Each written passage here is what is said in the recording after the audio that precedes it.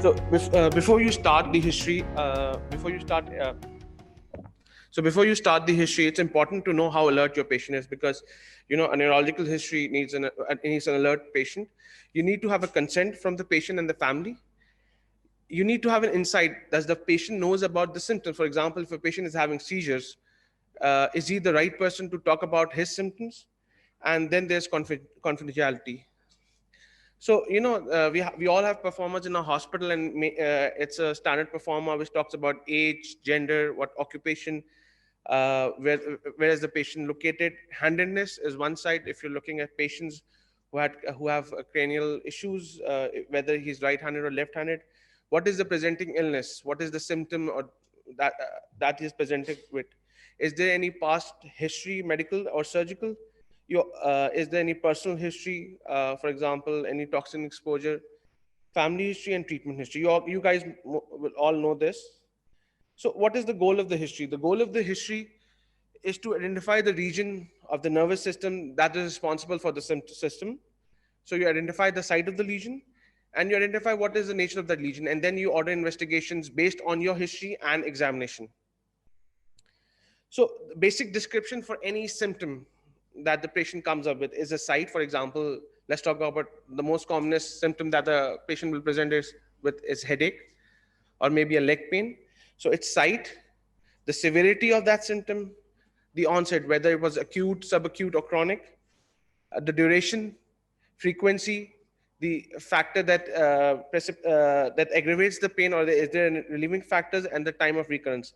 So this is a list of symptoms that a patient mostly present with. So it's a long list. Uh, the most common presentation is headache. So when a patient, sorry. So when a patient presents with headache, you're interested to know whether it's a localized headache or is it a generalized headache. How bad is the severity? Is it like the worst headache of his life? What was the onset? Was it gradual or was it sudden? How frequent is the headache? Is there any relationship with time? What is the character? Is it for example, is it precipitated by coughing? For example, a suboccipital headache precipitated by coughing would point towards a certain disease. Is there any relieving factors? Is it associated with vomiting, visual disturbance? So the next common symptom that patient present is visual symptoms, which can present in a variety of manner. It can be impairment of vision. It could be in one eye, or it can be both eye. There could be diplopia, and patients can also have hallucinations. Patient may also present with history of loss of consciousness. This could be recent, maybe due to trauma. It could be a sudden collapse due to intracranial hemorrhage, or maybe a subarachnoid hemorrhage. Patient can have seizures, and they can have loss of consciousness after seizures. It could be intoxication. Then they can be metabolic and psychiatric reasons. So one of the most important symptoms that patient may mostly present with is seizures. So when you're looking at a patient with seizures, you need to ask these questions. First, you need to identify, does the patient has the insight? If the patient has insight, then you can take the history from the patient or the attendant. So you need to ask whether how was the description, what happened at the onset of the fit. Was there an aura or not? How long was the seizure? How was this? How long did it lasted? Was it a generalized seizure? Was it a localized seizures? What was the condition of the patient after the seizure? Did he have post-ictal drowsiness and post-ictal symptoms? Because a lot of things can mimic seizures. Syncope can mimic seizures. So a syncope patient with a syncope or a hysteria mimicking seizures will not have post-ictal drowsiness or post-ictal headache. So was there any continence issues? Did he bite his tongue? What was the frequency of seizures? What medication is the patient on, and what is the compliance with the medications? Is there a change in seizure pattern? The next issues that patient also present is with speech disorders, and it's a very complex thing to look at. Normally, when a patient presents with speech disorders, you look at what is the onset, how long it's been there. So a speech disorder could be a difficulty in articulation, which is a dysarthria. or it can be a difficult in expression, where the patient understands but cannot express. So what kind of dysphasia or aphasia would that be? Residents, and which area would that be? Broca's. And when there's so comprehension जो होती है, what do you understand by the word comprehension? सही है. So a Broca's aphasia, how will patient have comprehension? Express. And what about Wernicke's?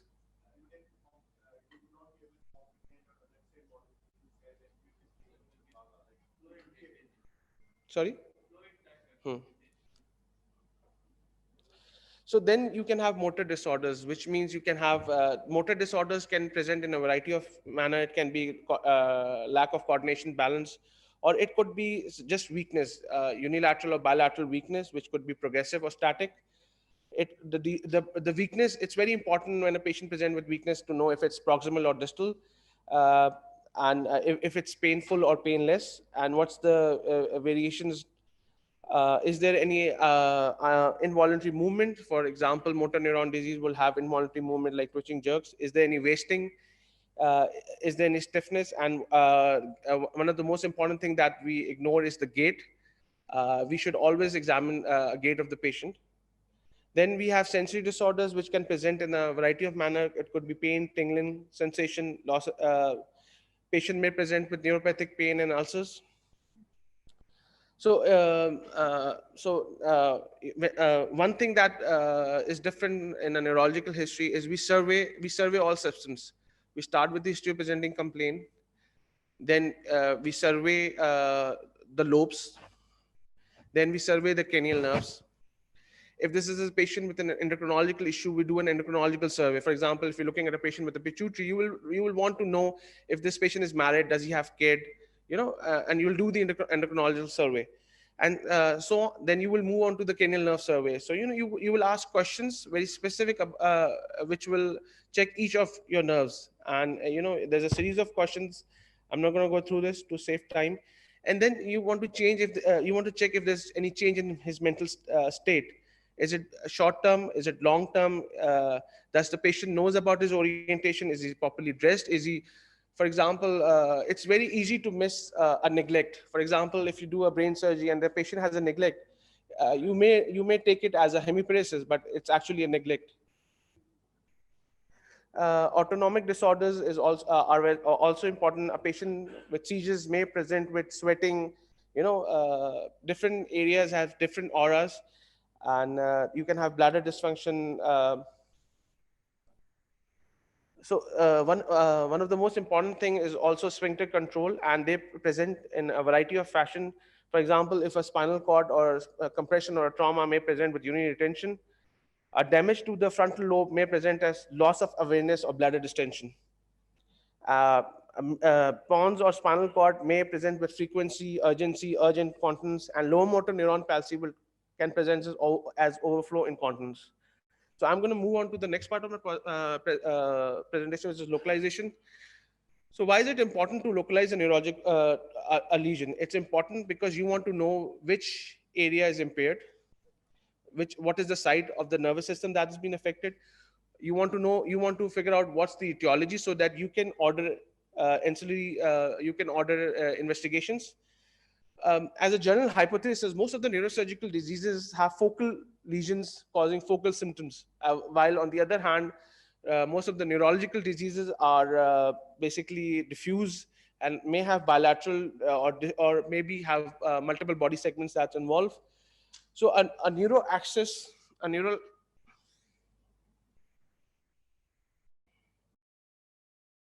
sorry. So a neural axis starts from you can start distally or proximally. It starts from the cortex. From the cortex, it goes to the subcortical, the white matter tracts that's so much talked about these days. Then it goes on to the brainstem, the cerebellum, the infratemporal. Then it's the spinal cord, root, peripheral nerve, neuromuscular junction, and muscle. So when you examine patient, you should be able to address every division of the neuroaxis based on the given history. As So again, that's the sequence. Here I've like we started distally muscle going on to the neuromuscular junction, peripheral nerve, spinal cord, brainstem, deep matter tract, and then going on all the way to the cortex. So whenever you're looking at a patient, it's important to know if it's whether this lesion is upper motor neuron or low motor neuron. So upper motor neuron, where is the upper motor neuron? Where does it start and where does it end? I mean, start from the cortex, that I can tell you. Where does it end? Where does it end in the spinal cord? Sorry, which level? D12, L1, D12. And lower motor neuron, where does it start and where does it end? So let me make it easier. The upper motor neuron means uh, cortex, white matter tracts. So even spine, maybe you an upper motor neuron. If you have an upper motor neuron lesion, cervical and dorsal spine D12 tuck, you'll have involved. But a low motor will be involved L2, L1 or L2 till S1. You all understand? It's simple.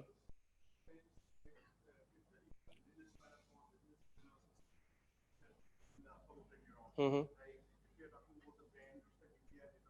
Hmm. Low motor. For example, you can, for a facial weakness, there's an upper motor neuron type and there's a low motor neuron type as well. So what is the difference between an upper motor neuron facial weakness and a low motor neuron facial weakness? For yeah. Hmm. And the upper motor neuron you may have sparing, yeah, sparing. So the way I remember, so I used to be very, as a resident, I used to be very confused. And every time somebody will ask me a question, I would remember a patient with a CP angle. You know, the facial weakness that he will have will a low motor, he will have the whole side involved. And that's how I used to differentiate whether, you know, so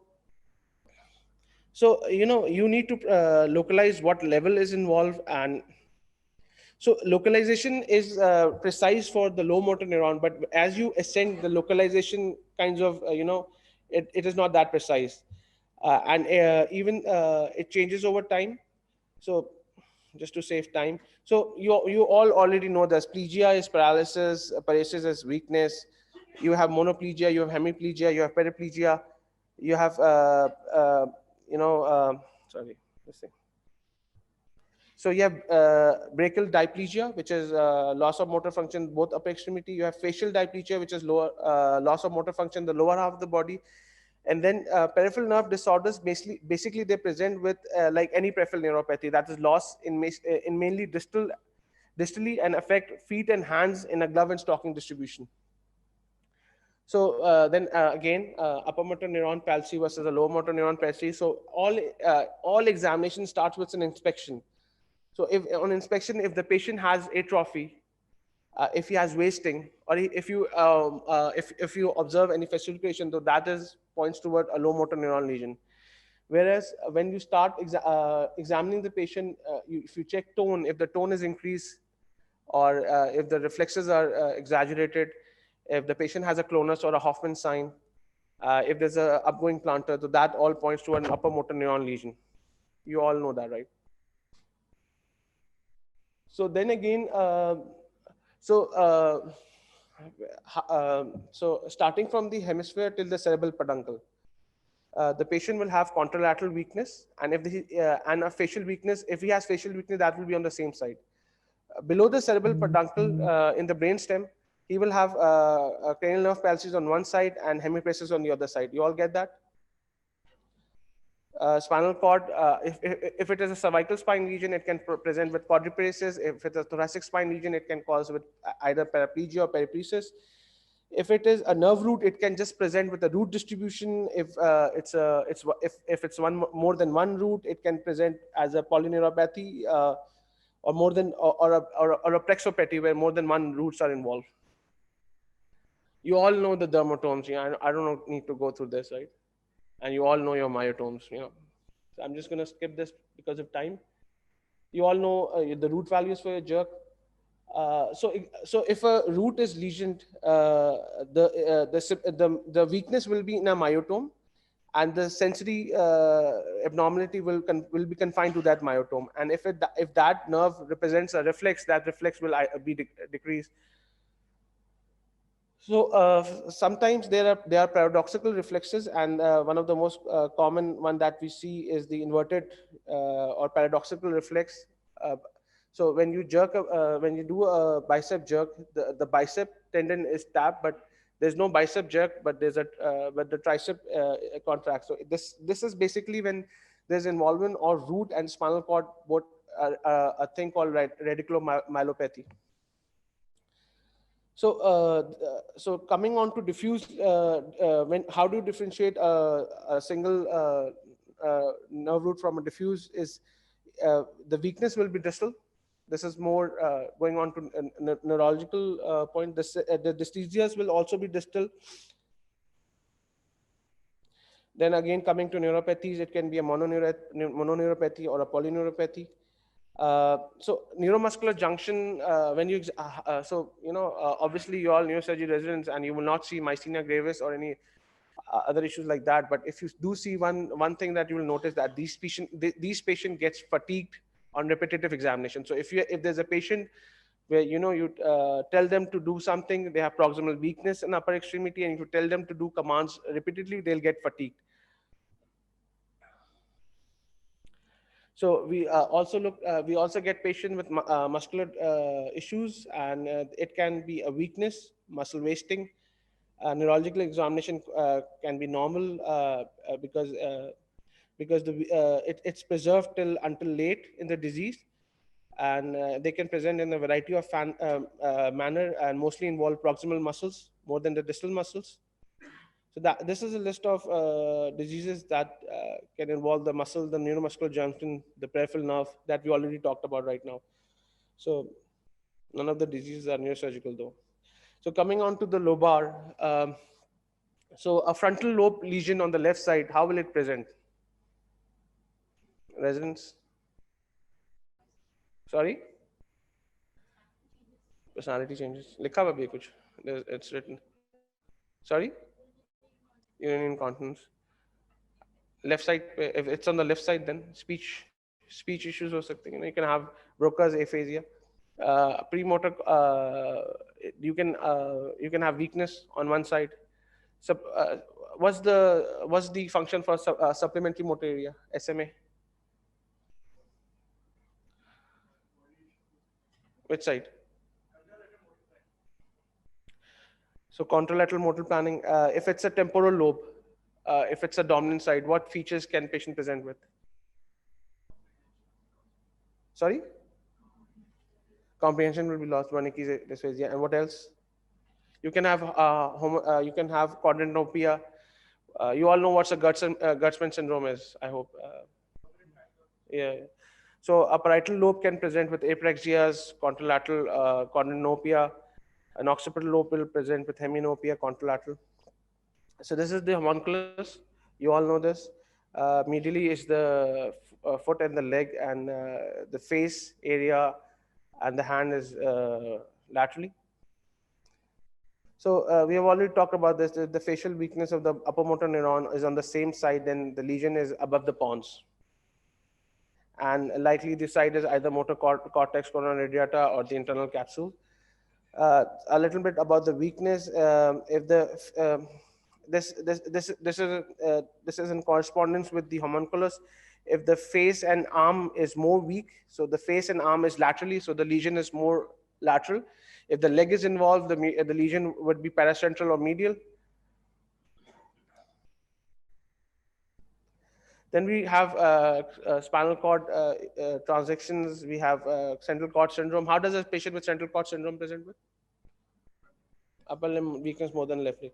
What about Brown sequence?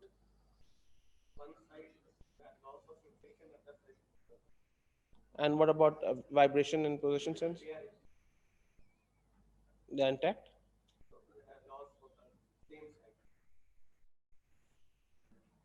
So a Brown sequence will present with loss of power and a loss of joint and position sense occurring on the same side, and temperature and pain on the opposite side. So coming on to the cervical spine, a patient with cervical myelopathy or a cervical brachyalgia would present with uh, either pain or weakness in the upper limbs or lower limbs. He can present with increased tone. He can present with the Babinski sign. He can present with urinary retention and loss of position sense. Patient with a thoracic spine lesion would present with either paraplegic or paraplegia in the lower limb. He would have increased tone. He would have all upper motor neuron signs. So how do you differentiate between a conus and a cauda? How do you differentiate between conus and cauda issues? Residents? Hmm. They're symmetrical. They, asymmetrical. So conus is symmetrical. Cauda is asymmetrical. What about pain and urinary or bowel issues? Which issue does have early urinary issues? Yeah. And and what about conus? What is early? Bowel bladder symptoms are is compromised early. So you all understand this, the lesion between conus and you all know what conus and cauda is, right? I hope you all know that. So we already done that. I'm just going to skip through this. We already discussed that. Coming on to the gait. If you ask the neurologist, what is one thing that, two things that you do, well, that you can examine the whole patient while even without even touching, is talking to the patient and making them walk. So one of the most important thing is gait. So there's a wide variety of it. It can be a hemiparetic gait where the one arm, where the weakness is adducted, and patient has difficulty walking. A spastic gait that we see in dorsal spine or cervical spine is where there's scissoring. A cerebellar gait is white stance, can't walk in a straight line. A Parkinson gait is slow, stiff, small steps. And for example, patient which we see with normal pressure hydrocephalus, so even their gait is board based, and when they turn on a single point. I think this is all. Thank you. I hope there's no questions.